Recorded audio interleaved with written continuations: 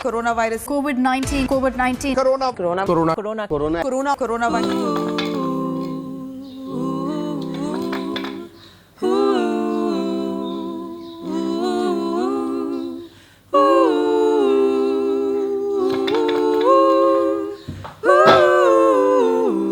It's been more than a month that India has been in lockdown. There's so much happening in society we have to comprehend, and we have to live with family, indoors with our friends, maintain harmony and peace in every situation. And then on top of that, we may be having our own thing going on with so many thoughts, and we have to maintain sanity and not lose our mind in this lockdown and just sail through it somehow. These are really some unprecedented times, right?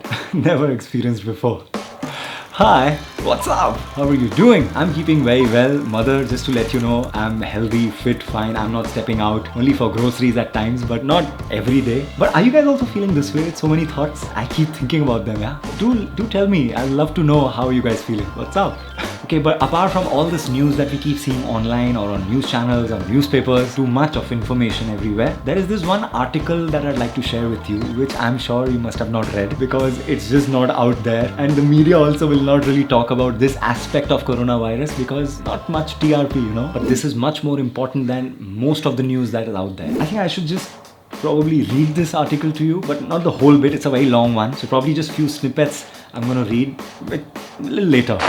Cut to later. This is later. This is what later looks like. Okay, so the article that I wanted to share with you, it's titled "The Impossible Has Already Happened. What Coronavirus Can Teach Us About Hope." The line below it says, "In the midst of fear and isolation, we are learning that profound positive change is possible." By Rebecca Solnit. There are these few excerpts that I've marked, which are, according to me, actually just my favorites. One of our main tasks now, especially those of us who are not sick, are not frontline workers, and are not dealing with other economic or housing difficulties, is to understand this moment, what it might require of us and what it might make possible. Now, out of all the people who are at home, who are probably watching this video right now, there are two kinds of people. One who are working from home because their work allows them to do so, and the other who are not able to work from home because they don't have any such work. They are commonly referred to as freelancers or artists. Again, I'm only talking about the people who may be watching this video. So don't give me all that about people who are migrants and then house helps and all the... I'm not talking about that, just relax. The first lesson a disaster teaches is that everything is connected. We see what's strong, what's weak, and what's corrupt, what matters and what doesn't. As I mentioned in my previous video too, that it is during these tough times that everyone is choosing to switch to either reading books, listening to music, watching movies. By default, everyone has to turn to artists to find some inspiration or some hope. And it's just very natural because it is only in the works of artists that inspiration lies. Isn't that so? Tell me you agree with me. Yeah, just tell me. I know.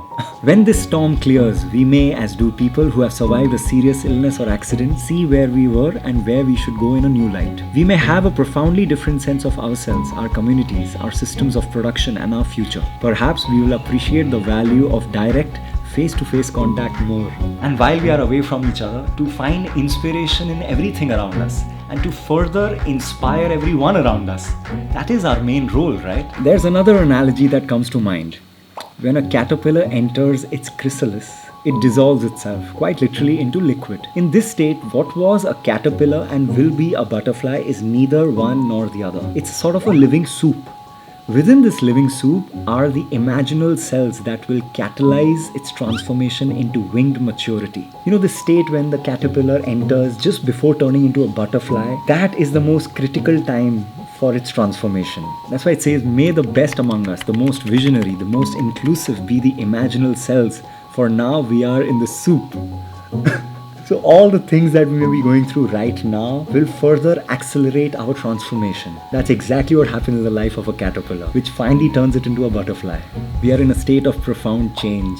I'm telling you, the people who are constantly trying to find ways and solutions to keep you encouraged and hopeful are the most important people right now. Who can find inspiration even in the smallest phenomena of nature. I mean, imagine caterpillar turning into a butterfly. How is it relevant today, right now? It is truly, because this is that state of being where everyone is just absolutely numb, and what we make out of it right now, what meaning we acquire during these times is what is going to help us fly in the future.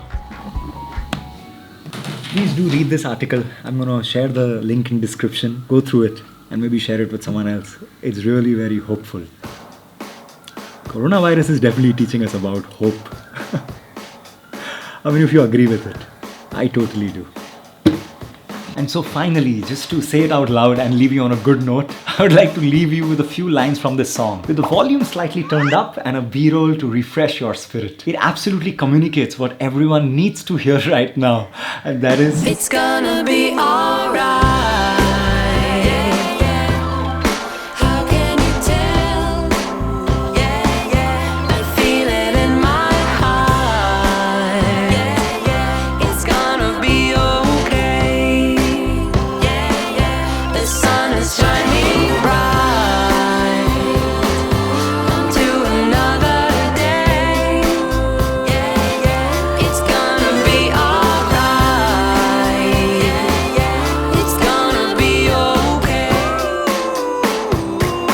It's gonna be alright.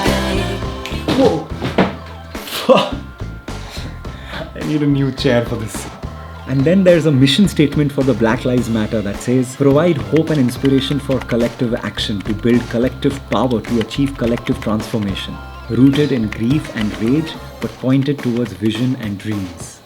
It's beautiful not only because it is hopeful and it's further set out to do transformative work, but because it acknowledges that hope can coexist with difficulty and suffering. It's gonna be alright. Yeah, yeah. How can you tell? Yeah, yeah. I feel it in my heart. Yeah, yeah. It's gonna be alright.